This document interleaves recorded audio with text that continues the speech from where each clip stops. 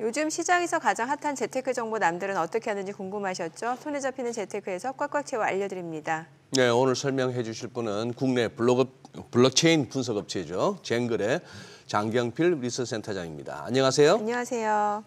네, 안녕하세요. 네, 오늘 어떤 재테크 소식 가져오셨나요? 요즘 홍콩이 아시아 국가 중 처음으로 비트코인 현물 ETF 거래를 승인했는데요. 최악의 불황으로 표류 중인 중국 본토 자금을 비롯해서 아시아 기관 자금이 대거 유입된다면 코인 상승장 2막을 이끌 수도 있을 것으로 예상됩니다. 오늘은 비트코인 시장에 대해서 짚어드리도록 하겠습니다. 네, 지금 비트코인 지정학적 리스크 또 채권 금리 상승 등 여러 가지 수급 환경을 둘러싼 변수들에 직면한 상황인데 지금 흐름은 어떤가요? 비트코인 가격은 이제 올해 1월 초에 미국에서 비트코인 현물 ETF가 출시되면서 긍정적인 가격 움직임을 보였습니다. ETF 출시 이후에 블랙락, 피델리티 등 ETF 펀드들의 이제 전례 없는 규모로 약 35조 원 규모가 이제 투자 자금이 들어오면서 6천만 원 수준이었던 비트코인 가격이 한 2달 만에 1억 원을 돌파했습니다. 다만 그 3월 이제 초에 1억 원 돌파 이후 4월 중순이 현재까지는 가격 상승에 대한 부담감, 인플레이션 우려 세계, 그리고 이스라엘 이란 전쟁이라는 지정학적 위기가 겹치면서 9천만 원대에 지금 현재 머물러 있는 상황입니다. 네. 자, 이제 홍콩이 아시아에서 이제 최초로 이제 비트코인 현물 ETF로 승인한 국가가 됐습니다. 현물 ETF는 이제 신규 자금을 대거 흡수하는 효과가 있다 보니 시장 호재로 꼽히는데요.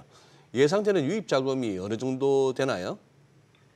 네, 맞습니다. 이제 홍콩 ETF 발행에 따른 이제 자금 유입 기대가 고조되고 있는 게 이제 사실이고, 장기적으로는 아마 비트코인과 이더리움 가격에 긍정적인 영향을 줄 것으로 예상이 됩니다. 또한 그 미국 SEC가 지금 현물 이더리움 ETF는 조금 주저를 하고 있는데, 이거를 홍콩에서 이제 선제적으로 허용했다는 점에서 비트코인뿐만 아니라 이제 다른 가상자산의 ETF 출시 가능성도 높아진 점이 이제 업계에서는 긍정적인 뉴스라고 이제 바라보고 있고요. 다만 그 일부 언론과 이제 리서치 하우스들에서 얘기하는 것처럼 그 수개월 내에 미국처럼 막 수십조 원, 30조, 40조 원 규모의 자금이 몰리는 거를 기대하기는 조금 어렵지 않나 저는 개인적으로 생각을 하는데요.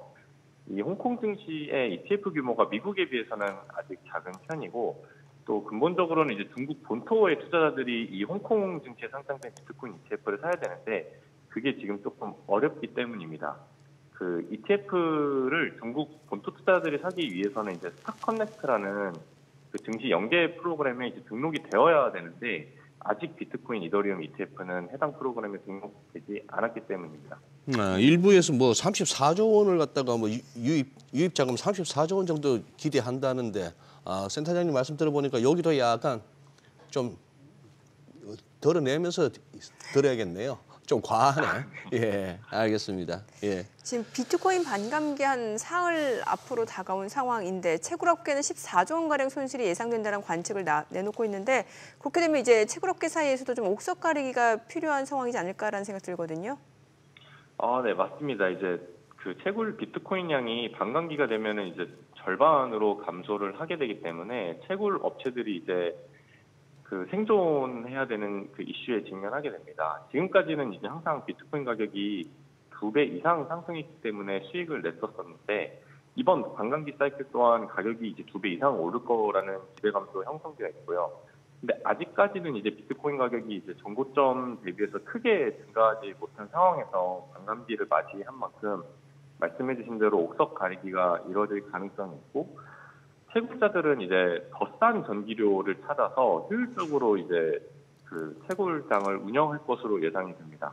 근데 조금 흥미로운 점은 이제 더 싼 전기 발전원을 찾아가는 과정에서 오히려 역설적으로 전기 생산 단가가 낮은 이제 신재생 에너지 활용도가 높아질 수 있다라는 전망도 지금 제시되고 있는 상황입니다. 네. 그래요. 뭐 마지막으로 제일 부담스러운 질문입니다. 이거 반감기 이후에 비트코인 쪽 이쪽 가상화폐 어떻게 상승과 하락 쪽 어떻게 센터장님은 어느 쪽으로 보고 계십니까? 조금 조심스럽게 말씀을 드리고 싶은데 네. 그 지난 반감기가 이제 4번이 있었는데 지난 4번의 반감기 이후 비트코인 가격이 정말 큰 폭으로 상승을 했었어요. 첫 번째 반감기 때는 반감기 이후에 80배가 올랐고 두 번째는 25배, 그리고 세 번째는 6배 정도 이제 상승을 해서 이번에 이제 5번째 반감기를 맞이하고 있는데 저는 반감기 이후에도 이제 장기적으로 비트코인 가격이 상승할 것이라는 예상에 동의를 합니다. 다만 이제 지난번 반감기처럼 뭐 25배, 6배 정도 상승폭으로 상승하기에는 현재 비트코인이 이제 시가총액이 1,600조 원이거든요. 그래서 세계에서 이제 10번째로 큰 투자 자산인 만큼 그 정도 사이클, 지난 사이클을 이제 뛰어넘는 상승폭을 보이기는 조금 어려울 거로 생각을 합니다. 그래서 6배 직전 반감기에서 6배 상승을 했으니 이번 사이클은 그보다는 조금 더 보수적으로 생각을 하지만 그래도 상승할 가능성이 높다라고 개인적으로 생각을 하고 있습니다. 가격 질문을 해주셨는데 사실 가격 말고도 조금 드리고 싶은 말씀이 이제 비트코인 같은 경우에는 투자 자산으로서 지위를 확실하게 구축을 해 나가고 ETF 승인이 됐는데 비트코인을 제외한 이 블록체인 업계에서는 아직까지는 이제 유의미한 그 활용 사례가 조금 부족하다라고 생각이 드는데요. 지난 21년, 22년 이제 상승차 때는 디파이나 NFT와 같은 블록체인 기술이 접목된 이제 새로운 그 사례들이 등장을 해서 그 사이클을 좀 더 키웠었던 편이 있는데 이번 사이클에서는 아직 지난번에 그 활용 사례와 같은 유즈 케이스들이 보이지 않고 있는 상황입니다.